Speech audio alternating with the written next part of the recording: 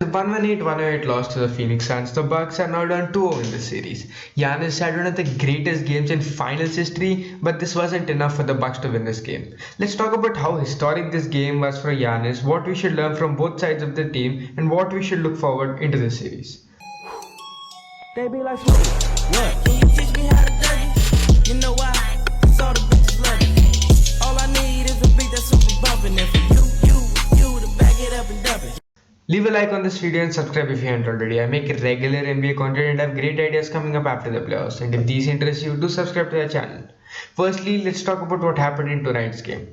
On the Bucks side of things, well, this clip should summarize their game.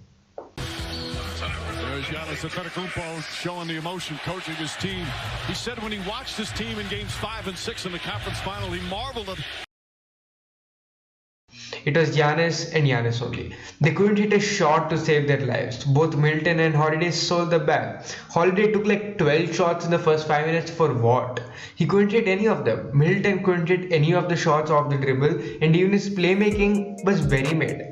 Giannis was a +3 in the 40 minutes he played on one knee, and the Bucks lost by 10. Which means they were outscored by 13 points the minutes Giannis didn't play. This was 8 minutes. Holiday did a great job getting through defenders, I'll give him that, but he couldn't finish the shots at the rim. As they say, a $100 move for a 5-cent finish. The 4 minutes Portis played, they were a -5, and the 5 minutes Forbes played, they were a -7. Connaughton had a great night, but that's all they got from their bench and supporting cast. And weirdly, the player the Bucks missed the most is their only injured player, Dante DiVincenzo. Whenever the Bucks went small with Giannis at the 5, they had to play Connaughton at the 2. You could see Mikal Bridges setting screens just for Booker or CP3 to switch on to Connaughton and absolutely murder him.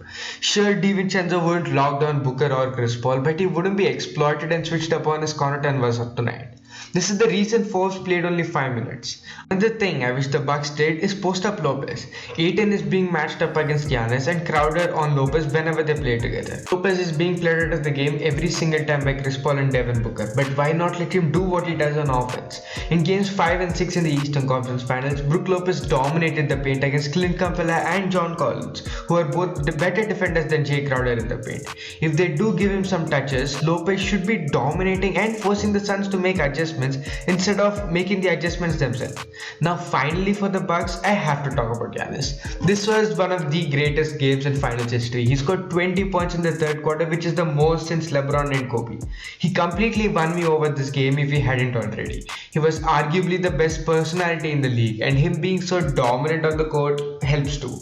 Tonight he attacked the paint every single time he got the ball. This is something I expect the Bucks to do, put Ayton in foul trouble. Giannis was the reason the game wasn't a 40-point blowout for the Suns. Sure, he took some bad threes and took long times to hit free throws, but the rest of the game he was so dominant. Unless you're a Harden fan or a Suns fan, you have no right to hate Giannis, man. Don't ever tell me he doesn't have a killer instinct after the way he played tonight. Again, he was the only reason they were even in this game, and him playing on one leg while being the best defender in this game makes it so much more impressive. I love Giannis. All my homies love Giannis. Moving on to the Suns side of things. This play alone should show you how good the Suns were tonight. Holiday, the crossover, stolen by DeAndre Ayton. Paul pushes back to Booker, up top Crowder. Bridges fakes, now drives. Extra pass. Great ball movement, but terrific defense as well. Booker trying to draw the foul. Poked away by Middleton.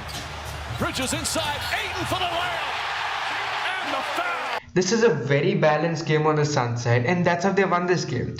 The closest this game after the Suns got a considerable lead was 6 points. Every time the Bucks, and in particular Giannis, made a run, the Suns held it down. Every time Giannis made a dunk or a contested layup, Booker answered it with a 3. Every time Giannis went to re-wear his shoe, they went on a 5-0 run. They hit their 3, shooting 20 or 40 on the night. Close out the game and were the better team when it mattered the most.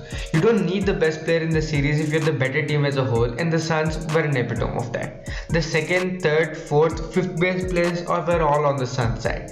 Devin Booker, man, could you believe he was being called empty stats just about 1 year ago right now? He was quietly the second best player on the night. He hit his threes going on an absurd 7 of 12 from 3, and after a relatively quiet last 5 games, he showed us all why he has a case to be a superstar in this league.